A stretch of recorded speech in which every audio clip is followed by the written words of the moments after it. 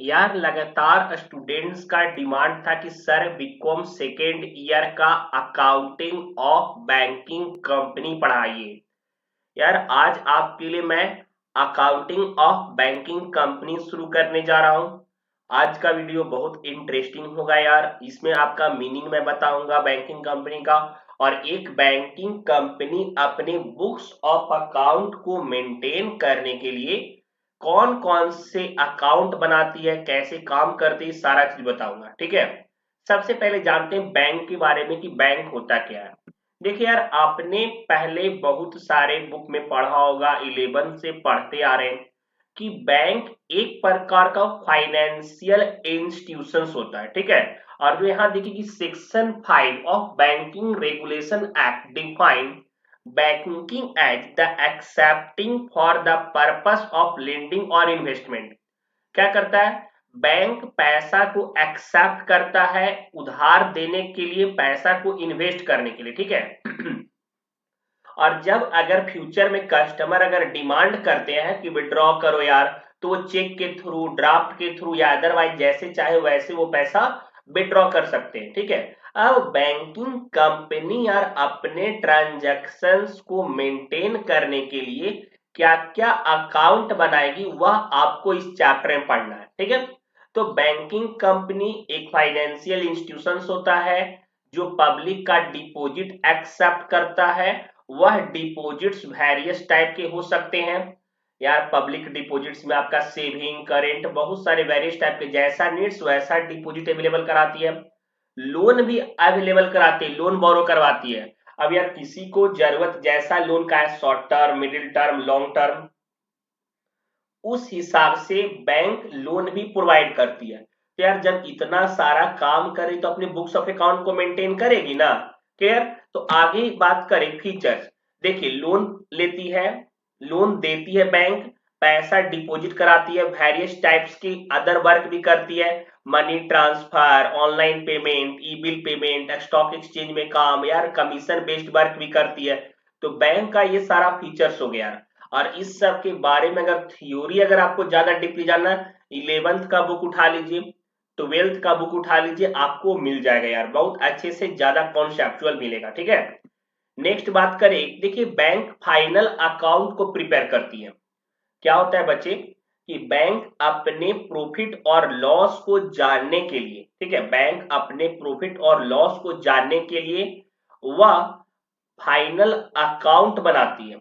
Clear, लेकिन आपका जब कंपनी एक्ट 2013 वाला बुक आया था तो वर्टिकल शेप में बैंक शेड्यूलिंग अकाउंट बनाती है। और इस शेड्यूलिंग अकाउंट में वह सारे अपने एसेट्स और लाइबिलिटीज को, मतलब बैलेंस शीट के पोर्शन को रिकॉर्ड भी करती है। साथ साथ कुछ शेड्यूलिंग अकाउंट में अपने इनकम और एक्सपेंस को भी रिकॉर्ड करती है। क्लियर, चलिए ध्यान दीजिएगा, बताते हैं आज के वीडियो में। यहाँ पे अब शुरू करते हैं। सबसे पहले बैंक का अपने ट्रांजैक्शंस को मेंटेन करने के लिए, मतलब बैलेंस शीट को मेंटेन करने के लिए, बैंक का सबसे पहले बैलेंस शीट होता है। तो बैलेंस शीट को मेंटेन करने के लिए शेड्यूल नंबर 1 से लेके शेड्यूल नंबर 12 को मेंटेन करती है। शेड्यूल 1 से 12 तक को बैंक मेंटेन करती है। इसमें वह अपने बैलेंस शीट के हर एक इंफॉर्मेशन को रिप्रेजेंट करती है, अलग अलग शेड्यूल 1, शेड्यूल 2, शेड्यूल 3। और यह आपका जो होता है, यह आपका यह आपका वर्टिकल ऑर्डर में होता है। यह आपका कैसे ऑर्डर में रहेगा, वर्टिकल ऑर्डर में। देखिए वर्टिकल ऑर्डर कैसा होता है आपका, इस तरीके से, जैसे आप लोग बैलेंस शीट पहले बनाते थे यार, इस तरीके से। क्लियर, यहाँ पे आपका शेड्यूल 1 अगर 2 रहा तो 2 का अलग, 3 का अलग, 4 का अलग, 5 का अलग, इस तरीके से बॉक्स बनता है। ठीक है, फॉर्मेट जिसको बोल सकते हैं। यहाँ पे आपका पार्टिकुलर और आप अमाउंट लिख सकते हैं। शेड्यूलिंग 1 में ऊपर में शेड्यूलिंग 1 लिख दीजिए, कैची के लिए है। ठीक है, तो 1 से 12 तक के शेड्यूलिंग अकाउंट में बैंक अपने बैलेंस शीट को रिप्रेजेंट करती है। क्लियर, और यहाँ पे हम लोग देखिए, यहाँ पे सीखते हैं सबसे पहले। शेड्यूलिंग 1 में बैंक रिप्रेजेंट करती है कैपिटल को। शेड्यूलिंग 1 में क्या चीज को रिप्रेजेंट करती है बच्चे, कैपिटल को। दूसरा शेड्यूल 2 में रिजर्व को। यह क्यों लिखवा रहे हैं, यह बिना याद किए हुए आपको यह चैप्टर अच्छे से समझ में नहीं आएगा, बाउंस कर जाएगा यार। क्लियर? तो यह आपको याद करना पड़ेगा शेड्यूलिंग हेड सारा। शेड्यूलिंग 3 डिपॉजिट्स होता है, मतलब आपके कॉमर्शियल बैंक भी अलग अलग जगह पे अपने पैसे को डिपॉजिट करते हैं ना भाई यार, रिजर्व बैंक के साथ में। तो यहाँ पे अदर बैंक के साथ, तो बैंक अपना पैसा कहाँ डिपॉजिट कर रही है, यह आपका शेड्यूलिंग 3 में रिप्रेजेंट किया रहता है। किस में रहेगा? शेड्यूलिंग 3 में। बात करें शेड्यूलिंग 4, शेड्यूल 4 आपका बोरोविंग है। बैंक भी उधार लेती है, अगर यार नीड्स पड़ गया तो या तो रिजर्व बैंक ऑफ इंडिया से ले ली, या तो किसी अदर बैंक से लोन ले रही है, या किसी अदर फाइनेंशियल इंस्टीट्यूशन से लोन ले रही है। तो लाइबिलिटी जी है ना, तो इसको शेड्यूल 4 में आप लोग मेंटेन कीजिएगा। क्लियर? शेड्यूल 5 में अदर लाइबिलिटीज एंड प्रोविजन, समझिए लाइबिलिटीज दिया हुआ रहेगा, कुछ प्रोविजंस दिए हुए हैं, तो शेड्यूलिंग 5 में हम लोग रिकॉर्ड करेंगे। शेड्यूल 6 के बारे में बात करें, आपका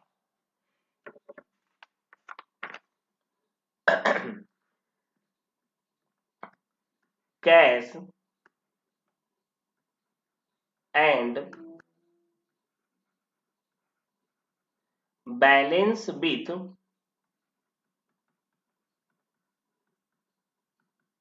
RBI. Clear?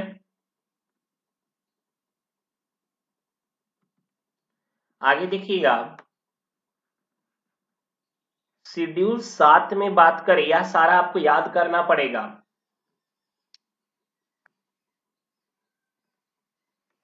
Balance with bank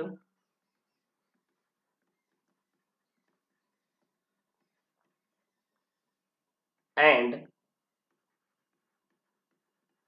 money short call notice. Clear? Schedule 8 के बारे में बात करें, बैंक का इन्वेस्टमेंट, गवर्नमेंट सिक्योरिटीज परचेज की, अदर अप्रूवल सिक्योरिटीज परचेज की, शेयर परचेज कर दी, बॉन्ड में इन्वेस्ट कर दी, तो बैंक का जितना भी इन्वेस्टमेंट रहेगा वह शेड्यूलिंग 8 में रिप्रेजेंट किया जाएगा। क्लियर? चलिए बात करें शेड्यूल 9 का, यह आपका होता है एडवांसेज। क्लियर? बैंक अगर बिल परचेज एंड डिस्काउंट है, कैश क्रेडिट कर रही है, ओवरड्राफ्ट अगर दे रही है, लोन्स पेबल कर रही है ऑन डिमांड पे, तो यह सारा चीज बैंक के आपके 9 शेड्यूल में जाएगा। क्लियर? शेड्यूल 10 बात करें आपके फिक्स्ड एसेट्स के बारे में, बैंक के पास जो भी फिक्स्ड एसेट रहेगा, लैंड, बिल्डिंग, प्लांट, मशीनरी, वह सारा चीज आपके फिक्स्ड एसेट्स में रिकॉर्ड करेगी। क्लियर? शेड्यूल 11 में बात करें, आपके बैंक के होते अदर एसेट। शेड्यूल 11 क्या चीज के लिए होते हैं?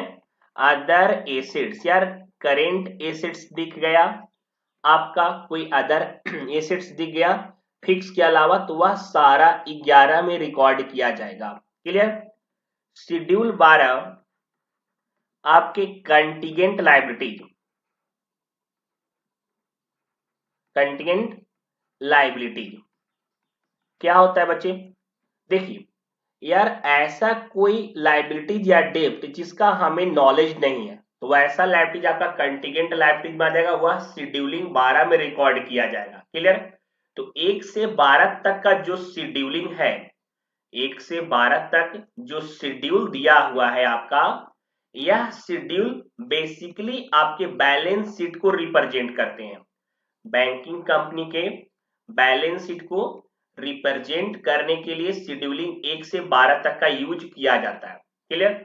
एक चीज अपने माइंड में आप रखिएगा बच्चे, एकदम ध्यान से सुनिए, अगर आप बैंकिंग कंपनी के चैप्टर को बना रहे हैं, अगर आप बैंकिंग कंपनी के चैप्टर को बना रहे हैं, तो आपके माइंड में यह होना चाहिए कि यार जितना भी ट्रांजैक्शंस दिया हुआ है वह बैंक के लिए इनकम है या एक्सपेंस है, आपको छांटने में दिक्कत होगा।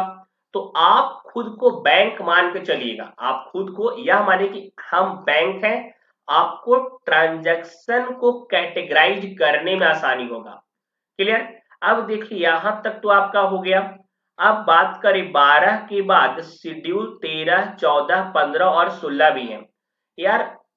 तो मतलब आपके एडजस्टमेंट के लिए, ट्रांजैक्शंस के लिए, बैंक का रेवेन्यू जानने के लिए यार कि कितना पर डे का यार आ रहा है इनकम, एक्सपेंसेस क्या है, उसके लिए आपका अलग 13, 14, 15 और 16 प्रॉफिट एंड लॉस अकाउंट का शेड्यूलिंग माना जाता है। क्लियर? यह सारा आपका बैलेंस शीट के लिए हो गया। बात करें शेड्यूल नंबर 13, यह आपका होता है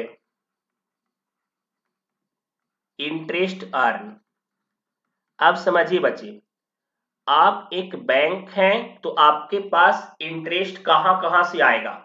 आपने कैश क्रेडिट दिया है, आप ओवरड्राफ्ट दिए हैं,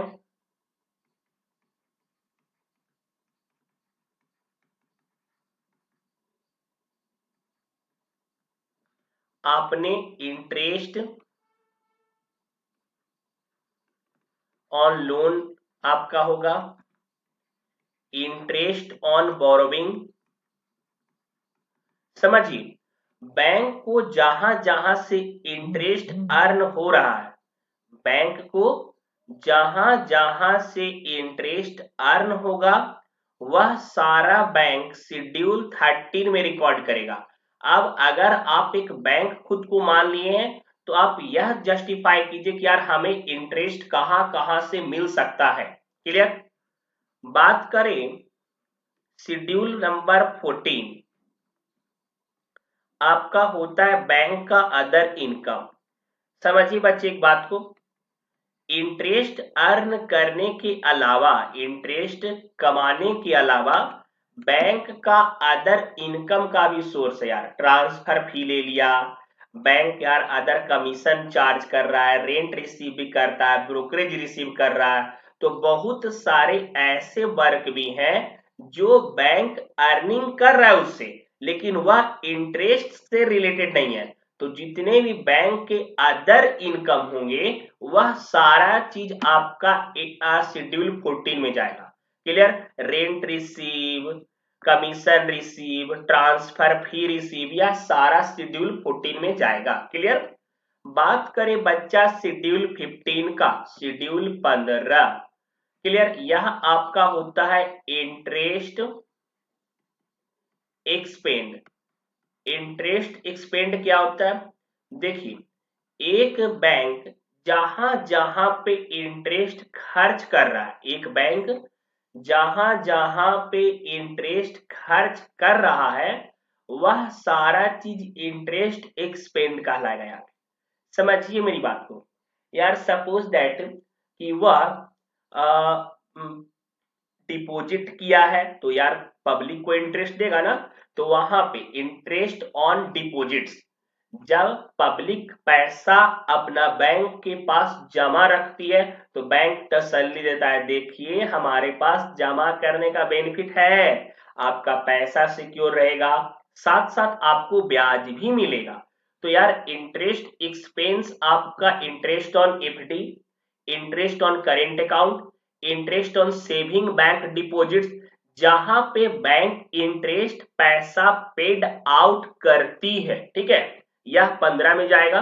और बात करें शेड्यूल नंबर 16, यार यह बच्चे कहलाएगा ऑपरेटिंग एक्सपेंस। क्लियर? इसमें कंफ्यूज नहीं होना यार, हम लोग 11th से खर्चा के बारे में पढ़ते आ रहे हैं। तो बैंक का जितना भी खर्चा, यार बैंक का खर्चा क्या हुआ, यह सवाल आ रहा है मन में यार। Rent, salary, electricity bill, audit fee, courier charges, printing expense, आपका डेप्रिसिएशन, जितना भी खर्चा है 11th में अब तक पढ़े हो वह सारा ही खर्चा होता है। तो यार बैंक का जितना भी खर्चा रहेगा बच्चे वह शेड्यूलिंग 16 में हम लोग रिप्रेजेंट करते हैं। ठीक है?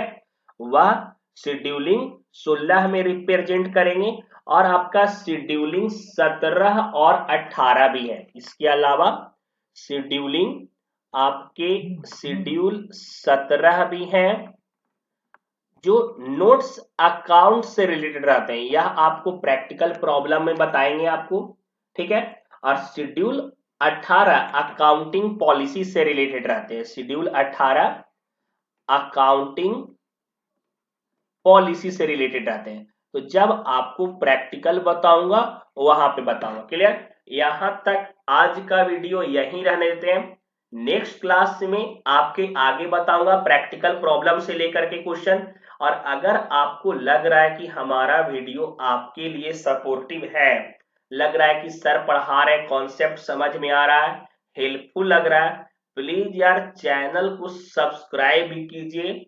और जो फ्रेंड आपके कॉमर्स के हैं, कहीं से बिलोंग कर रहे हैं, गांव में रह रहे हैं, कहीं भी रह रहे हैं, किसी यूनिवर्सिटी से, पक्का उनको यार शेयर कर दीजिए। कॉमर्स का कोई ग्रुप अगर आपके फोन बॉक्स में है यार, व्हाट्सएप पे है, फेसबुक पे है, इंस्टा पे हो रहा है, आप वहां भी शेयर कर दीजिएगा। और इंस्टा पे पक्का फॉलो कीजिए, जिसमें मैं कैरियर फ्यूचर रिलेटेड टिप्स बताने वाला हूं। जैसा आपका ऑब्जेक्टिव है, किसी चीज के बारे में जानना चाह रहे हैं, मैसेज कीजिए, आपको पक्का उस चीज का अच्छा वीडियो मिलेगा, full information. Mind own your success, यह इंस्टा पे आईडी है, आप इस पे फॉलो कीजिए। इस पे आपको बहुत सारे टिप्स मिलेंगे। यूट्यूब पे भी है चैनल आपका, इस पे भी सब्सक्राइब कर सकते हैं। बहुत सारे फ्यूचर्स कैरियर रिलेटेड वीडियोज आपको मिलेंगे, बिजनेस सेटअप को लेकर के, मार्केटिंग कैसे करना है, कैसे खुद को आगे बढ़ाना है, कॉन्फिडेंट कैसे रखें, हर एक वीडियो अवेलेबल आपको मिलेगा। क्लियर? और अगर आपके पास कोई डाउट हो, पक्का मैसेज करिए, रिप्लाई मिलेगा। Bye, see you.